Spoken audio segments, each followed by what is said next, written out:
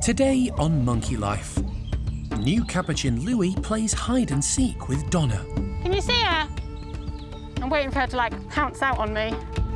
A very unique treatment for an unusual primate. Slow Loris Bruce gets Botox. I just want it to go into the tissue that we want it to affect rather than a muscle and cause paralysis to the side of his face, for example. And a sad goodbye to a much-loved stumpie.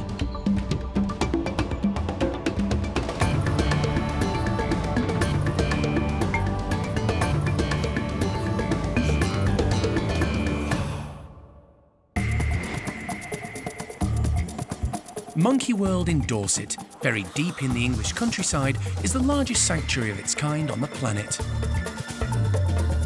The team, led by Dr. Alison Cronin, rescue and rehabilitate abused and unwanted primates from all over the world. I can't keep her in, get in. Okay. The park provides a home for more than 260 primates from 24 different species.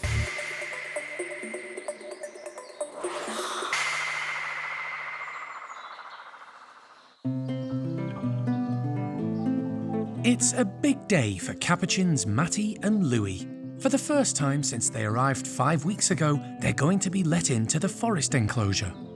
The beautiful tree-filled area forms part of their new home. It's probably the biggest space either has ever experienced, so the primate care team are busy checking all is secure and putting out food to encourage them. The forest enclosure at the lodge is absolutely amazing. It's so different to anything they would have had before. Everything moves in there, all of the branches, all of the ropes and hosing that we've put up. Obviously they've got massive trees. It's also an open-topped enclosure, so they're not used to that before. They haven't got a roof. There's loads of things for them to investigate. It's really, really wild. We've also got the pulley feeders up in there as well, so that should encourage them up off of the ground and up into the trees. Matty and Louie won't be alone. 3 of the group's dominant females, Phoenix, Zoe and Scarlet, will be there to show them the ropes.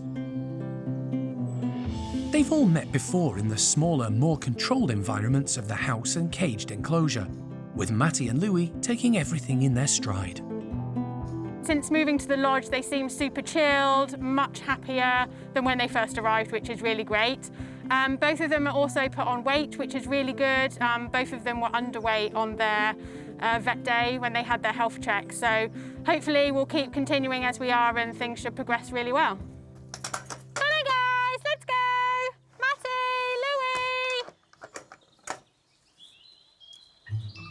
Louie! Hello. Donna opens up the house, with dominant female Phoenix and Scarlet leading the way out. Followed by Zoe. Oh, good boy, Matty.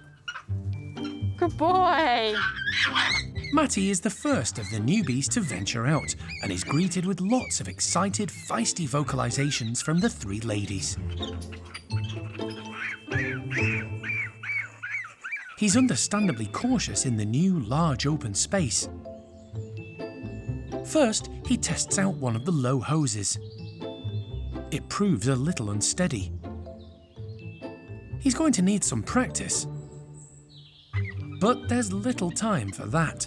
Females Phoenix and Zoe decide to assert their authority, taking advantage of the newcomer's vulnerability.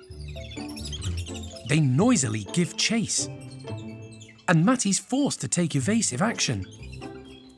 On the other side of the enclosure, Louie has also emerged. Oh, good girl, Louie. Good girl.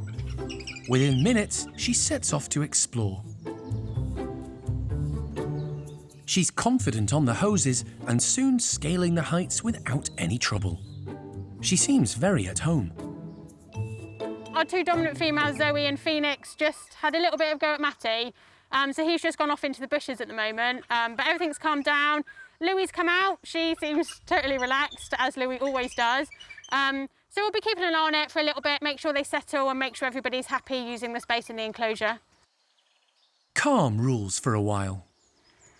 Well, you can't be that upset if you're eating. Gathering it all up. The dominant females forage and feed while Matty and Louie explore. Matty begins to get to grips with the hoses. while for Louie, the sky's the limit. But every now and again, the peace is disturbed. With Phoenix and Zoe reminding Matty who's in charge. To be honest, it's quite good for Matty to be put in his place a bit. Meanwhile, Scarlett and Louie are just off enjoying themselves. Matty soon works out how to avoid a scolding from the girls. With his confidence growing, he climbs up into the tree canopy, allowing himself plenty of space away from Phoenix and Zoe. With so much going on, Donna's lost sight of Louie and checks in with her colleague. Fiona, have you seen Louie recently? Not since I moved around the back.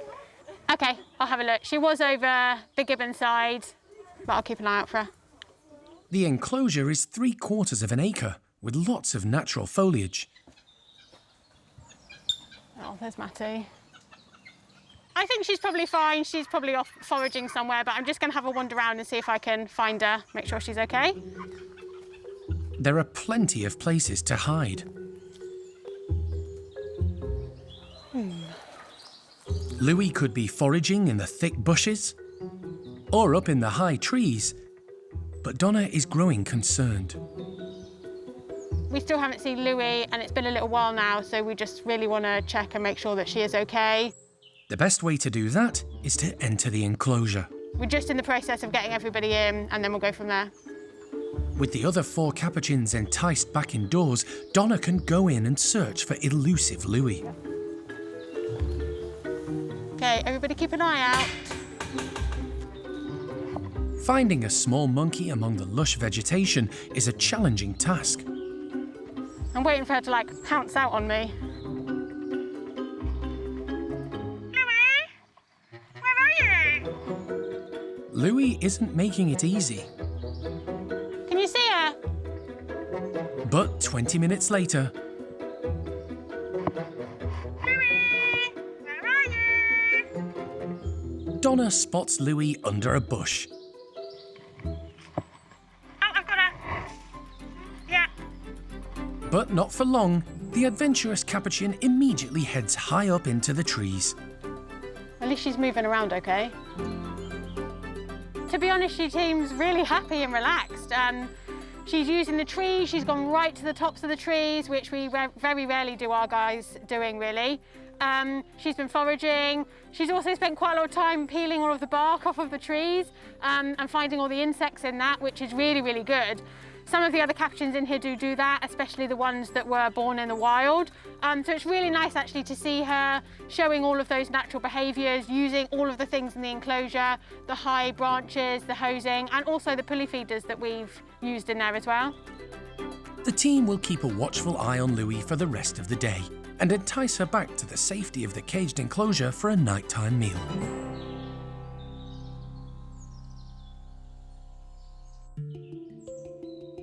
Across the park at the hospital, wildlife vet Nick Masters and the vet team are hard at work. They have a long list ahead of them, starting with Bruce the loris.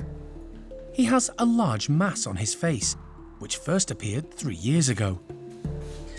Since then, he's had numerous tests and biopsies, but the lump keeps getting bigger.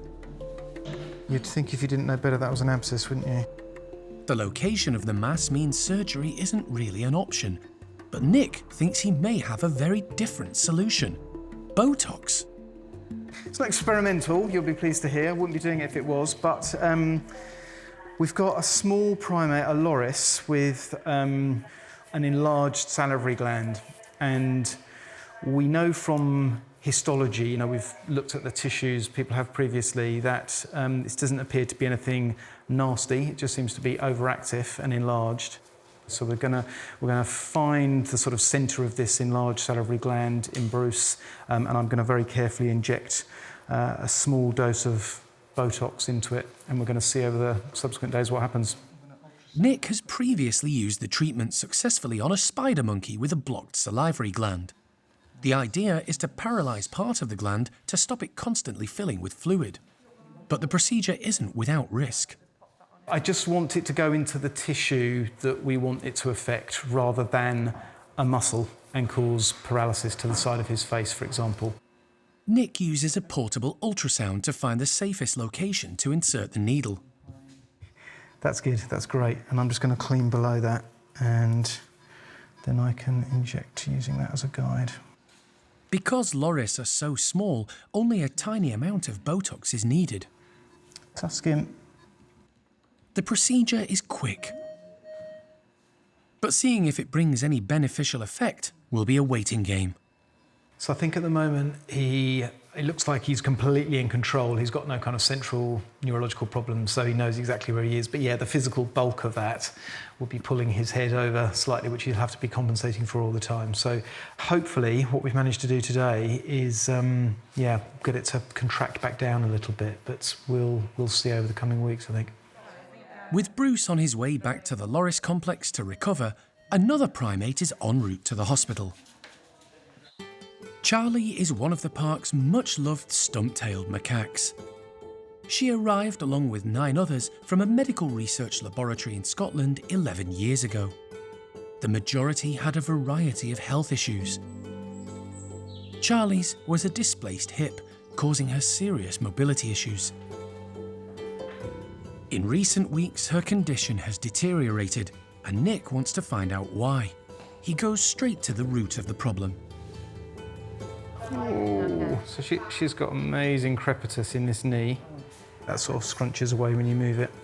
And she's got very limited range of movement in the hip. She can't abduct at all. Okay.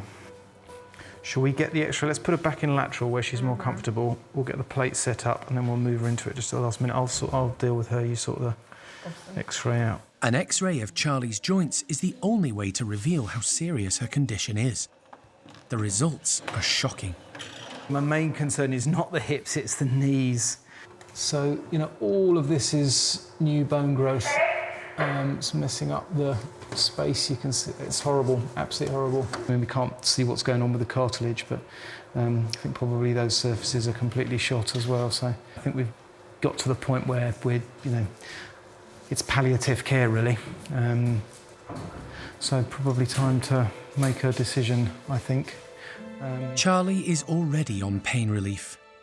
Nick isn't convinced her pain can be managed any further to give her the quality of life she deserves. I think it's time to call it a day.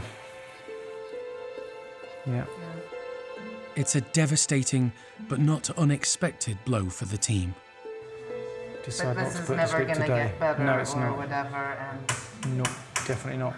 oh, such a shame. She's the second youngest, but Definitely the right thing to do, in my opinion.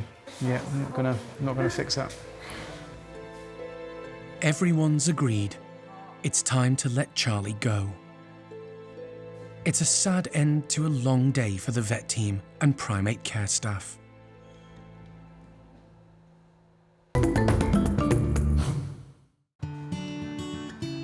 As autumn approaches, the park's maintenance crew have been busy tidying up the vegetation across the 65-acre site. The result is a bumper crop of freshly cut pampas grass, which will provide a treat for some of the primates. With less fresh browse available at this time of year, nothing goes to waste, and it's Tuan's group of 6 orangutans who will benefit today. Although the care team aren't sure what they'll make of it.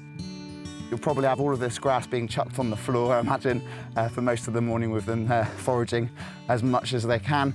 They'll probably start off going through the lot of it because we're going to scatter lots of sweet corn and various other things within the piles. Lots of fun for the youngsters, and also I'm sure the adults will get their little bit of turn as well. The team distribute lots of chopped up carrot as well as sweet corn. Along with the vegetables, the grass is a good source of roughage, if the orangutans choose to eat it. But with these clever primates, no one can be sure what they'll decide to do with something new in their enclosure. Matty and Louie! 9-year-old Awan is first out to investigate, with the older females not far behind. In recent months, the frictions of the past between Roro and Lucky have calmed down, allowing the group a more harmonious existence, although the pair still keep their distance. The youngest member is 5-year-old Hujan, who's soon rummaging around to find breakfast. The group show no interest in eating the fresh-cut grass, but it serves a purpose, encouraging them off the ground to forage for their food. Everyone but Tuan, that is. The alpha male takes the easy option, breakfast at ground level, picking up scraps that have fallen to the floor or been dropped by his housemates. Autumn and winter are not his favourite times of year. The cold and damp weather can cause issues with his breathing. Something the primate care team keep a watchful eye on. We have been treating that with medications for the last few years or so, but we have got the vet coming in next week to hopefully have a really good look at him, check him over and see if we can work out what's going on with Tuan there. But the cold weather certainly does seem to set him off with these wheezing issues that he does have. So we do have to keep a very close eye on Tuan during the winter months. He's not as young as he used to be anymore. James is keen to have a look at Tuan close up and opens the slide to let him back indoors. The large male is thought to be in his mid to late 30s, and he's been suffering with congestion on and off for the last 5 years. Tuan! Meow! The primate care staff at Monkey World work hard encouraging the animals to carry out important behaviours, which assist in their day-to-day care and management. Tuan has been trained to present his chest so James can listen to it with a stethoscope. He's managed to hold it for 15 seconds so far, which is quite a long time for a big male to do that with. So yeah, hopefully these processes will help us work out what's wrong with Tuan, and we'll get to the bottom of it and hopefully make him a little bit more comfortable with his breathing. While Tuan's been having his checkup, Hujan has opted to enjoy some fresh browse up high. And below, someone's worked out a method of overcoming the cold, damp morning to forage for leftovers on the ground. Underneath the blanket is Awan, with a clever technique to keep warm and cosy.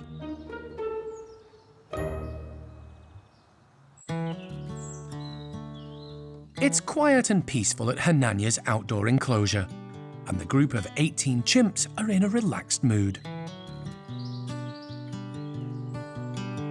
Some, like Jess, are foraging for any little tidbit they can find, while others are taking it easy, enjoying personal grooming sessions. Cherry is making the most of Arthur's meticulous attention. But the group's laid-back, carefree afternoon is about to change. The primate care team have arranged a treat for them before bedtime. A large amount of cut browse is being distributed around their house. The group love to eat the fresh leaves and use the branches to build nests, just like they would in the wild. Could he reach? But the browse isn't the only pre-bedtime surprise planned for Hananya and his troop. Primate care member Jess is at work on the group's replica termite mound. She's attaching tubes of warm porridge to the holes at the back. She's hoping they'll use the browse branches as tools to extract the sticky food, something wild chimps are often seen doing. Chimps, they're so intelligent. Most enrichment that we try and think of, they could do, instantly. So things like this with termite mounds, and when we try and freeze things for them, it's just harder and it makes it longer, which is so much better for them. Because once they've done something once, they often remember and they're like, oh, I can do that in seconds. Whereas with this, because it's such a natural behaviour, they could do it all day. And sometimes we'll come in the morning and they're still doing it, which is really nice to see. It's really rewarding for us to see them behaving naturally, and it's fun for us as well, coming up with different kind of food combinations for them, getting the browse ready, putting it all in, because we know that they enjoy it so much and it's so worthwhile doing for them.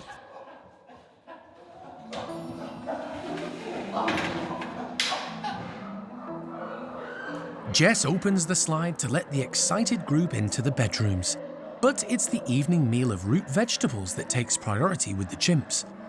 They ignore the browse for now, hoovering up the scattered veg.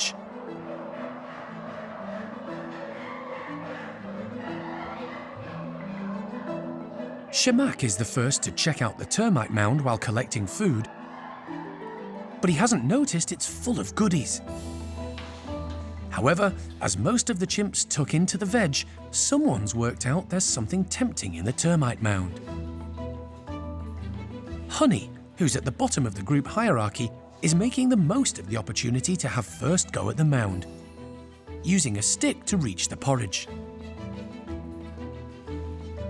Realising she's onto something, other chimps are soon swarming over the mound.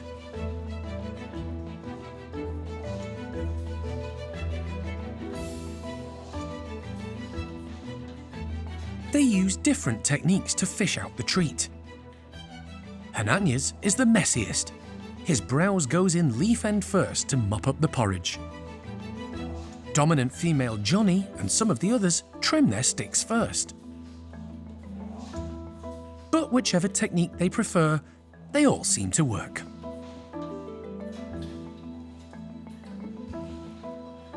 We're definitely seeing the higher rankers getting the good spots, and Zainab keeps getting pushed out of the way, but it's nice to see that she's trying and she hasn't backed away, so it is really important for the social cohesion for them to all do it together. To make sure all the chimps take part in the enrichment and enjoy their fair share of porridge, the team also filled dip trays and put them in the corridor. This calls for a tweaking of technique. Thelma and some of the others line up at the mesh to use their stripped brows like fishing rods. End in, porridge hooked, catch of the day. It's been a real success, with all the chimps getting involved, and they can keep coming back for more whenever they like.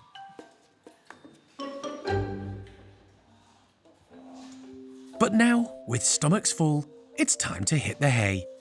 And chimps are excellent at making their own beds. Hananya's group in particular are expert nest makers. All of them make fantastic nests. And in the wild, yeah, chimps do make nests. You know, they get branches, leaves, and they arrange them all. I mean, these guys remake their nests every day, and it's a really good natural behaviour, again, for them to make their nests. Once they're comfy and cosy, it's time to settle down for the night.